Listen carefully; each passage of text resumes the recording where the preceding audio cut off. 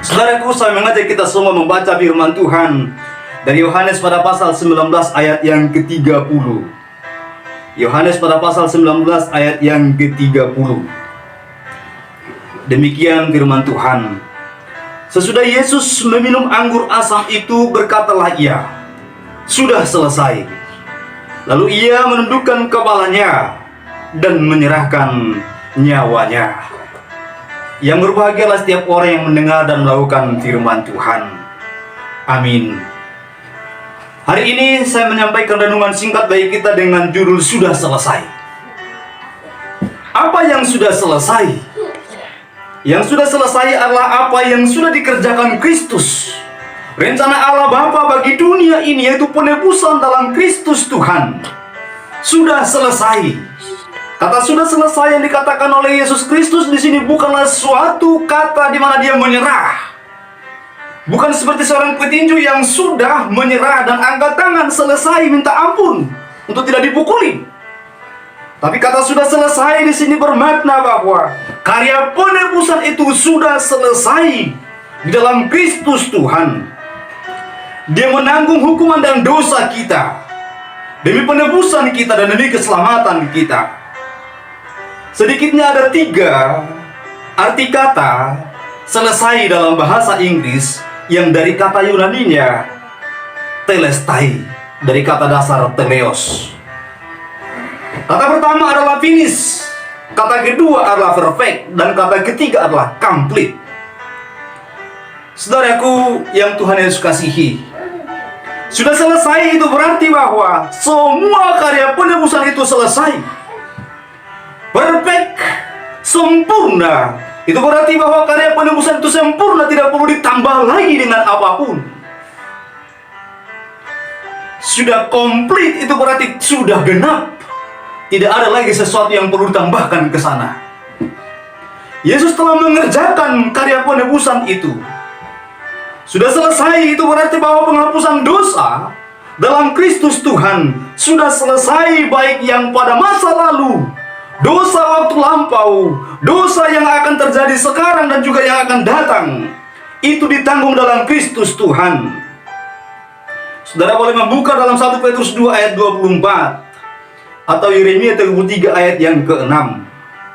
Banyak orang berkata bahwa belum selesai, masih banyak hal yang harus dikerjakan supaya kita selamat. Banyak gereja mengajarkan hal yang salah pada hari-hari ini. Mereka berkata bahwa Kristus telah mati dan kita akan selamat jika kita percaya dan melakukan yang lain.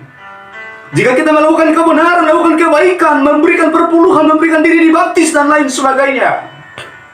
Ini menggambarkan ajaran bahwa karya itu belum selesai tapi masih ditambah dengan usaha manusia.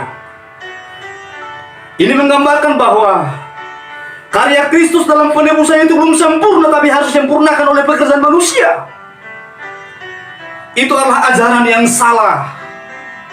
Kristus mengatakan bahwa "Akulah jalan, kebenaran, dan hidup. Tidak ada yang sampai kepada Bapa kalau tidak melalui Aku." Berarti hanya melalui Dia, tidak perlu ditambah dengan cara lain. Bahwa hanya Dialah jalan untuk kita mendapatkan pembenaran. Hanyalah Dia jalan untuk mendapatkan kita, untuk kita mendapatkan pengampunan. Tapi banyak gereja mengajarkan yang salah sekarang. Mereka menganggap bahwa masih perlu usaha manusia di sana, masih perlu dengan perbuatan baik di sana, masih perlu dengan baptisan di sana agar diselamatkan. Saudaraku, saya mengatakan kepada kita, bukan.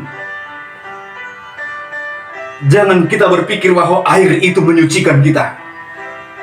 Jangan kita berpikir bahwa uang yang kita berikan itu dapat membayar hutang dosa kita. Jangan kita berpikir dengan perbuatan kita itu kita dapat membayar hutang dosa kita. Hanya darah Kristus yang dapat membayar hutang dosa itu.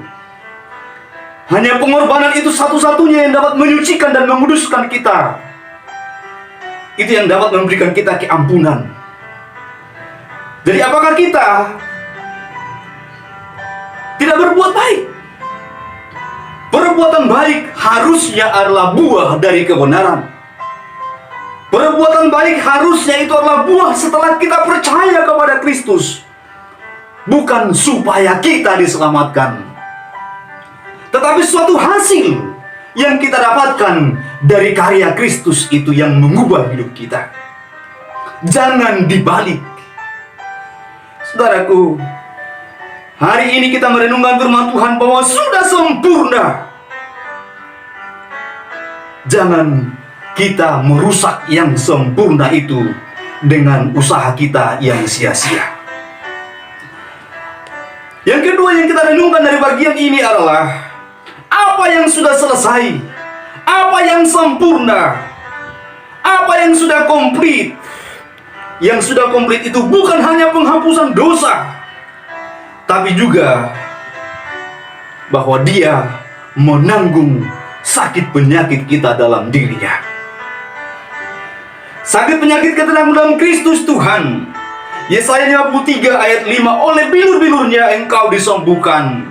Tapi banyak orang hari-hari ini memakai ayat ini bahwa sakit penyakit yang dimaksud terutama adalah sakit penyakit tentang tubuh jasmania, sehingga orang sakit harus pergi melakukan perjamuan kudus, sehingga dengan demikian dia berharap dia sembuh. Saudaraku, bukan itu maksudnya. Penyakit kita yang ditanggungnya itu berarti bahwa hutang dosa kita, penyakit-penyakit rohani kita diampuni oleh Dia, disembuhkan oleh Dia. Bukan sekedar penyakit jasmani kita. Dokter bisa melakukan hal itu, para tabib bisa melakukan hal itu, bahkan para dukun pun bisa melakukan hal itu. Kristus menanggung sakit penyakit yang lebih daripada itu, yaitu penyakit rohani kita. Dia menyembuhkan penyakit rohani yang lebih parah dari penyakit jasmani. Itulah yang dimaksudkan oleh ayat ini. Saudara-saudara yang terkasih nama Tuhan, setiap kali perjamuan kudus saya melihat banyak gereja penuh, dengan berharap bahwa dia akan disembuhkan, dengan berharap dia akan dipulihkan ekonominya. Saudara-saudara yang terkasih nama Tuhan, bukan itu maksud perjamuan kudus. Sebenarnya di Alkitab kita disebut ordinary atau ordinansi. Sebenarnya perintah di mana Tuhan memerintahkan, lakukan ini untuk mengingat akan aku. Sesederhana bagaimana orang makan dan minum. Makan dan minum tentang perjamuan. Bagi orang Yahudi, makan roti dan minum anggur adalah kebiasaan sehari-hari. Tuhan tidak menyuruh untuk mengingat Tuhan dibuat patung, dibuat menara, dibuat monumen. Tidak, karena monumen, gunung, batu, ataupun bentukan manusia lainnya itu semua bisa hancur, tidak bertahan ratusan bahkan ribuan tahun. Tapi ketika diperintahkan dengan bentuk makan dan minum, maka semua orang akan mengingat Kristus ketika dia makan, ketika dia minum, mengingat pengorbanannya, mengingat tubuhnya yang tercabik-cabik.